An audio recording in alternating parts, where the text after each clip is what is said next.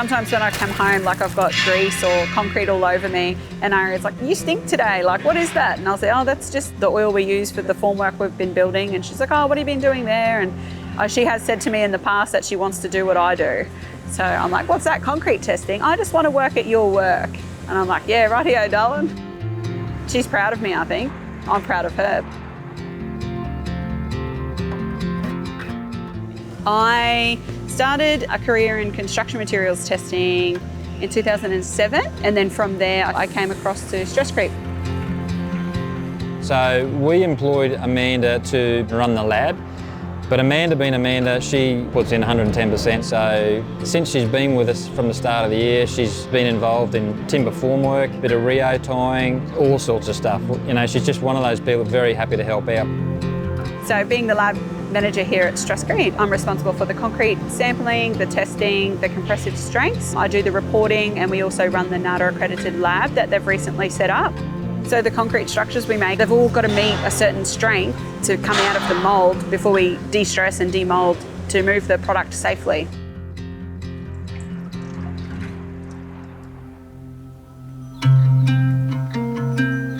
My upbringing has got a lot to do with the career path I've chosen, and I'm obviously quite lucky to have been given opportunities with my career in all the different paths I've taken. In the school holidays, Dad would just grab us and say, right, you're at our place, let's go, we're going fencing, and we'd spend 3 weeks fencing up on the hills, and at the time we were having so much fun.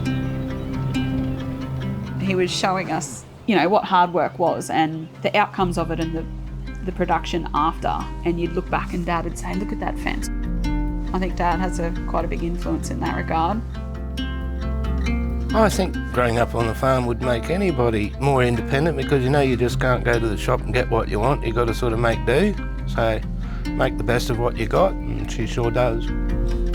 She started a job where most of the people were men. They're amazed at the work that she does and things that she'll take on. You know, she just goes ahead and gets stuck into it.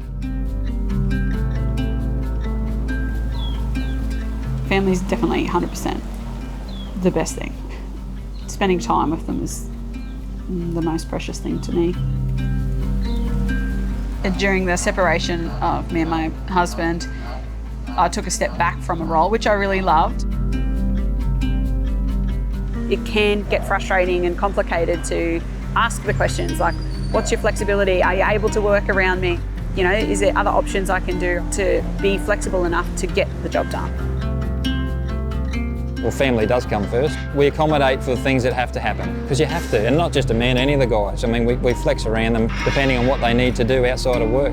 So it's like a win-win scenario. I've got a great career and I get to spend some great time with my kids when I get them.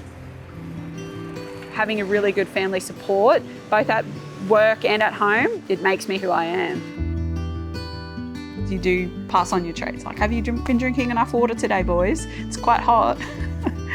I've said, you're just like the mother hen at work. And I was like, I kind of am, yeah, without noticing it. If they're having a bad day or something and I walk past and just say hello, it actually can make them feel like they're appreciative.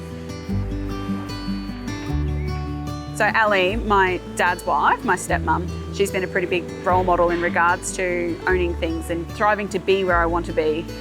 Ali specifically, you know, she's had her own houses. She knows what it's like to work hard to achieve those goals. When you think about it, all the little bits about your life can be hard, should be hard. That's what life's about. But working hard at it, you know, whether it's working hard to get something you want or working hard to get through the bad times or the hard times, I guess all the ups and downs in life in general, you just have to go like a bullet gate.